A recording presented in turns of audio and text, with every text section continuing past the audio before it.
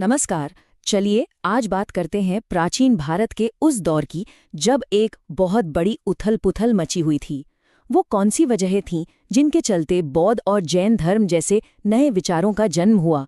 आइए मिलकर इन ऐतिहासिक वजहों की गहराई में चलते हैं।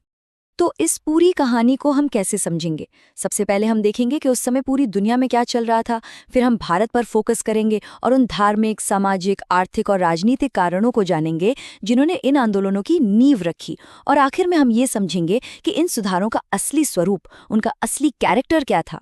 तो सबसे पहले ये समझना बहुत ज़रूरी है कि भारत में जो बदलाव आ रहे थे वो दुनिया से कटे हुए नहीं थे। ये असल में दुनिया भर में चल रही एक बड़ी वैचारिक क्रांति का ही हिस्सा था। देखिए, भारत में इस दौर को हम सूत्रकाल के नाम से जानते हैं और ये सच में एक बौद्धिक जागृति का, एक इंटेलेक्चुअल अवेकनिंग का समय था।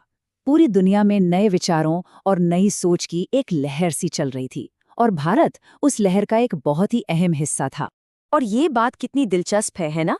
कि जिस समय भारत में बुद्ध और महावीर जैसे विचारक समाज को एक नई दिशा दे रहे थे, ठीक उसी समय दुनिया के दूसरे कोनों में भी महान क्रांतियां हो रही थीं।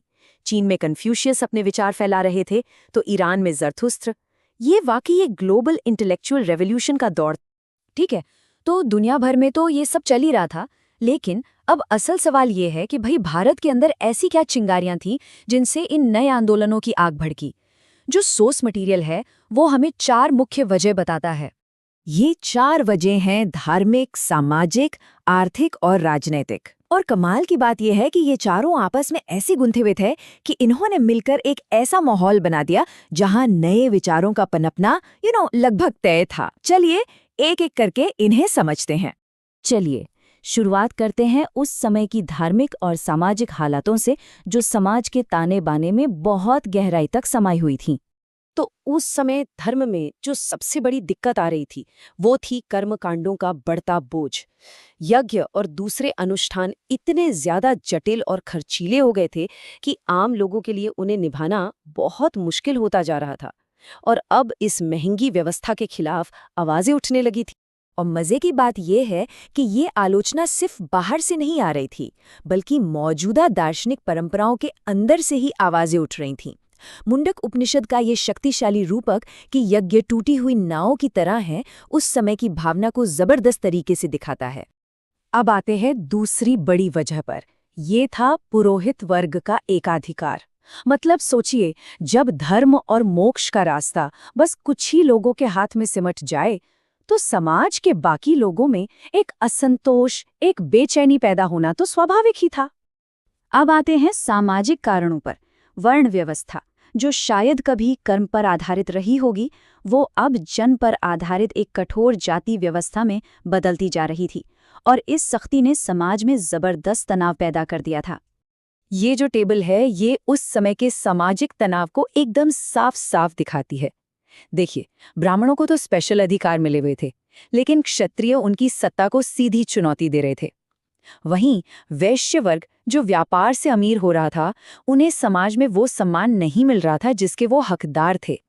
और शूद्र तो सामाजिक सीढ़ी में सबसे नीचे थे ही। और ऐसे तनाव भरे माहौल में इन नए आंदोलनों ने ब्राह्मण होने की परिभाषा ही पलट कर रख दी। उन्होंने कहा, भाई असली श्रेष्ठता जन्म से नहीं बल्कि आपके कर्म और आपके आचरण से तय होती है। सोचिए, उस जमाने के लिए ये कितना क्रांतिकारी, कितना रैडिकल विचार रहा होगा। और इसी सामाजिक उथल-पुथल के बीच एक और बहुत दुखद पहलू था, वो थी महिलाओं की बिगड़ती हालत। समाज में उनकी दयनीय स्थिति भी इस बेचैनी को और बढ़ा रही थी और सुधार की मांग कर रही थी।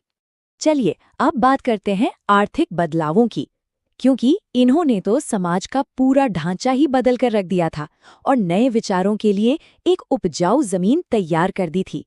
ये सब ना एक चेन रिएक्शन जैसा था। सबसे पहले लोहे के औजारों से खेतीबाड़ी बढ़ी, जिससे कृषि अधिशेष मतलब एग्रीकल्चरल सरप्लस पैदा हुआ। इस अधिशेष ने दूसरी शहरी क्रांति को जन्म दिया।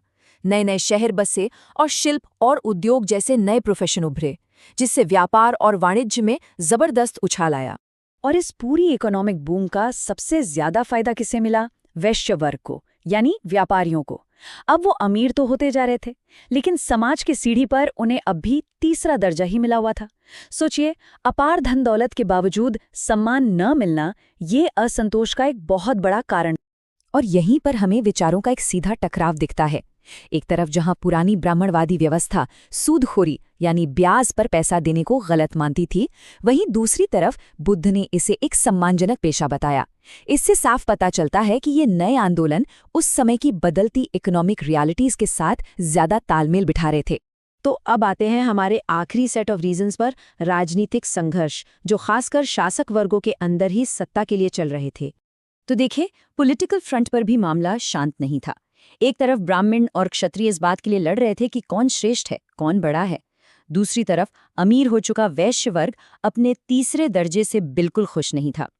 इस तरह की राजनीतिक अस्थिरता ने एक ऐसा दरवाजा खोल दिया जहां लोग पुरानी व्यवस्था के विकल्प तलाशने लगे। तो ये तो हो गए सारे कारण। अब जरा ये समझते हैं कि इन सुधारवादी आंदोलनों का असली कैरेक्टर क्या था, इनकी मूल विचारधारा क्या थी। तो इन नए आंदोलनों का सार क्या था? देखिए, ये फंडामेंटली सुधारवादी थे। इन्होंने समाज में जो बुराइयां थीं, जैसे जाति व्यवस्था और खर्चीले कर्मकांड, इन पर सीधा हमला किया। इन्होंने अहिंसा पर बहुत जोर दिया और व्यापार को बढ़ावा दिया, और इसी वजह से इन्हें व्यापारी वर्ग का जबरदस्त समर्थन भी मिला। ये एक ऐसी व्यवस्था की बात कर रहे थे जो जन्म पर नहीं, कर्म पर आधारित हो। और हाँ, यहाँ एक बात गांठ बांधने वाली है। ऐसा नहीं था कि सिर्फ ये नए आंदोलन ही चल रहे थे। इन चुनौतियों के जवाब में खुद ब्राह्मणवादी व्यवस्था के अंदर भी सुधार हो रहे थे, जैसे कि वैष्णव और भागवत जैसे आंदोलनों का उदय। तो ये कोई एक तरफा कहानी नहीं थी। तो आखिर में सवाल ये उठता है कि हम इस सब से क्या समझ सकते हैं? जन्म आधारित भेदभाव, कर्मकांडों की प्रासंगिकता और अहिंसा का सिद्धांत, ये सारी बहसें जो हजारों साल पहले शुरू हुई थीं, क्या उनकी गूंज हमें आज भी अपने समाज में सुनाई नहीं देती? ये सोचने वाली बात है माँ।